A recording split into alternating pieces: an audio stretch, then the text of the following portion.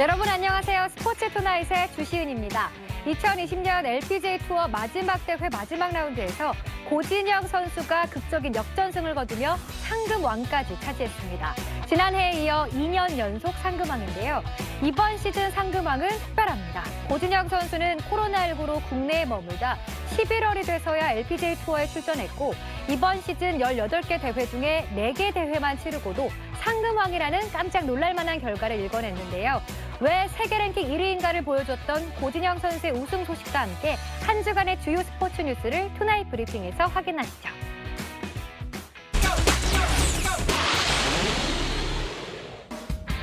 세계 랭킹 1위 고진영이 우승으로 시즌 피날레를 장식했습니다. 고진영은 LPGA 투어 시즌 마지막 대회인 CME 그룹 투어 챔피언십에서 김세영의 한타 뒤진 단독 2위로 4라운드를 시작했는데요. 버디 7개와 보기 1개로 6언더파를 기록하며 최종 합계 18언더파로 김세영을 5타 차로 따돌리고 역전 우승을 일궈냈습니다. 개인 통산 7번째 LPGA 트로피를 품에 안은 고진영은 단 4번의 대회 출전만으로 2년 연속 상금왕에 오르는 저력을 발휘했고 준우승에 머문 김세영은 생애 첫 올해의 선수에 등극했습니다. 여자 컬링 국가대표 팀팀을 지도하며 각종 후원금에서 1억 6천여만 원가량을 개인 용도로 사용한 김경두 전 대한컬링경기연맹 부회장이 징역 1년형을 선고받았습니다. 함께 기소된 김 부회장의 사위인 장반석 전 평창올림픽 혼성팀 감독 역시 징역 1년에 집행유예 2년이 선고됐는데요. 대구지방법원은 엄격히 관리돼야 할 국가 보조금과 훈련비 등을 편취한 것이 인정되고 편취한 금액이 복구되지 않은 점을 고려했다고 밝혔습니다. 영화 베테랑의 소재가 됐던 맥갑 폭행의 가해자 최철원 마이트앤메인 대표가 차기 아이스하키 협회장에 당선됐습니다. 최 대표는 지난 2010년 화물차 기사를 야구방망이로 때리고 맥감 명목으로 2천만 원을 건네 징역 1년 6월에 집행유예 3년의 실형을 선고받은 바 있는데요.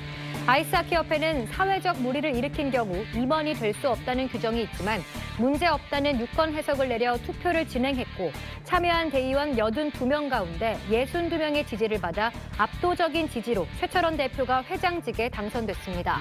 상위단체인 대한체육회는 이에 대해 아이스하키 협회에 인준 요청이 오면 검토하겠다는 입장입니다. KBO의 2차 드래프트 폐지 방침에 선수들이 한 목소리를 내며 재논의를 이끌어냈습니다. 2차 드래프트는 1군 무대에서 기회를 잡지 못한 선수들이 다른 구단으로 원활하게 이적할 수 있도록 도입됐지만 특정 구단 유망주의 과도한 유출과 드래프트 지명 인원 감소 등을 이유로 지난 8일 단장 회의를 통해 폐지가 결정됐는데요. 이에 프로야구 선수협은 곧장 반대 성명을 내고 10개 구단 선수들이 소셜미디어에 릴레이 형식으로 호소문을 올리며 재검토를 청원했는데요. KBO 이사회가 선수들의 뜻을 받아들여 문제점을 재검토한 뒤 다시 논의하기로 했습니다. 울산 현대가 아시아 챔피언스 리그 정상에 올랐습니다.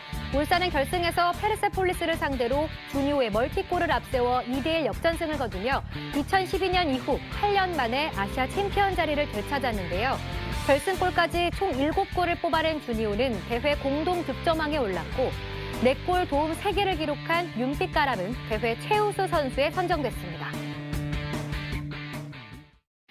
투나잇 브리핑 전해드렸습니다. 울산은 최근 3년간 2번의 FA컵과 지난 시즌 올 시즌 리그 준우승에 머물며 2인자라는 꼬리표가 달리기도 했는데요.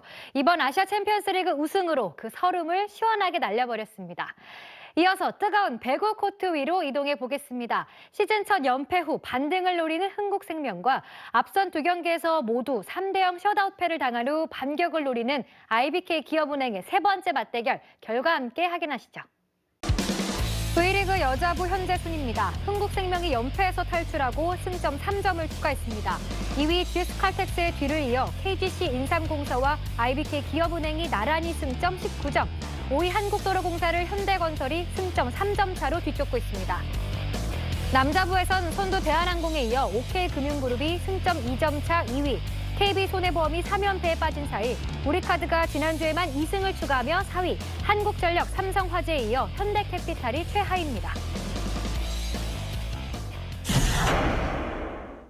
한 주간의 배구 이야기 장소연 해설위원과 함께하겠습니다. 어서 오세요. 네, 안녕하세요.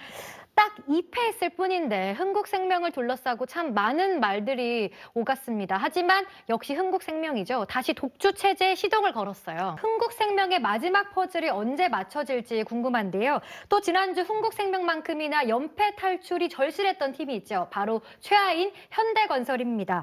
승리가 확정되고 선수들이 정말 아이처럼 기뻐하더라고요. 외국인 선수 활약에 희비가 엇갈리고 있는데요. 남자부도 마찬가지입니다. 그중에서 가장 먼저 삼성화재가 교체 카드를 꺼내들었는데요. 위기 상황에서 우리 국내파 선수들이 잘 뭉쳐서 힘을 내고 있습니다. 삼성화재 같은 경우는 네, 대한항공도 부상이 있는 비에나 선수와 작별하고 배구 팬들에게 친숙한 요스바니 선수를 불러들였는데요. V리그 경험이 있는 선수들의 복귀가 또 판도를 어떻게 바꿀지 기대가 됩니다. 지금까지 프로배구 소식 장소연 해설위원과 함께했습니다. 고맙습니다. 네. 네, 이어서 프랑스 리그1 경기 준비했습니다. 이번 시즌 황의조의 보르도는 극심한 골 가뭄에 허덕이며 중위권에 머물고 있는데요. 지난 주중과 주말에 연이어 펼쳐진 15라운드와 16라운드 경기에선 어떤 결과가 나왔을까요? 지금 함께 하시죠. 지난 한 주간 축구 이야기 장지연 해설위원과 함께하겠습니다. 어서 오세요. 네, 안녕하세요. 참 오랫동안 황의조 선수의 시즌 첫 골을 기다려왔는데 드디어 멋진 골로 응답을 해왔습니다. 그렇습니다. 꾸준히 경기에 나서고 있는 만큼 더 많은 골 소식 기대하겠고요. 그리고 비슷한 시간에 동갑내기 손흥민 선수도 황의조 선수와 비슷한 위치에서 또 멋진 골을 만들어냈고 다음 날 한국인 선수 최초로 푸스카스상까지 거머쥐었습니다. 손흥민 선수 정말 축하드리고요. 정말 자랑스럽습니다. 이번에는 이미 월드 클래스로 인정받는 두 선수죠. 레반도프스키와 리오넬 메시 이야기를 해볼 텐데요. 레반도프스키가 드디어 최고의 선수로 인정을 받았습니다. 그렇습니다. 정말 드디어. 네. FIFA 정답! 축구 왕제 펠레. 딩동댕. 네. 네, 리오넬 메시는 17시즌 동안 총 748경기를 뛰었는데요. 643골을 만들어냈습니다. 오랜 시간 동안 최고의 기량을 유지하고 있는 리오넬 메시 정말 대단합니다. 지금까지 축구 이야기 장지연 해설위원과 함께했습니다. 고맙습니다. 네, 감사합니다. 스스스에서 지난주에 이어 LG 트윈스의 포수 유강남, 투수 임찬규 선수를 만나봤습니다.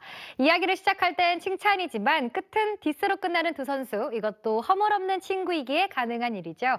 두 선수의 다짐처럼 LG 트윈스를 최고의 자리에 올려놓는 모습 기대하겠습니다. 이어서 특별한 시간을 준비했습니다. 한 해를 마무리하는 이쯤이 되면 지나왔던 일들을 되돌아보게 되잖아요. 그래서 오늘 이 시간엔 월드컵에서 나온 대한민국 베스트골을 모아봤습니다. 그때 그 시절로 함께 거슬러 가보시죠. 대한민국 월드컵 베스트골 탑10을 함께 하셨습니다. 올 한 해 코로나19로 2022 카타르 월드컵 지역 예선이 모두 멈춰섰는데요.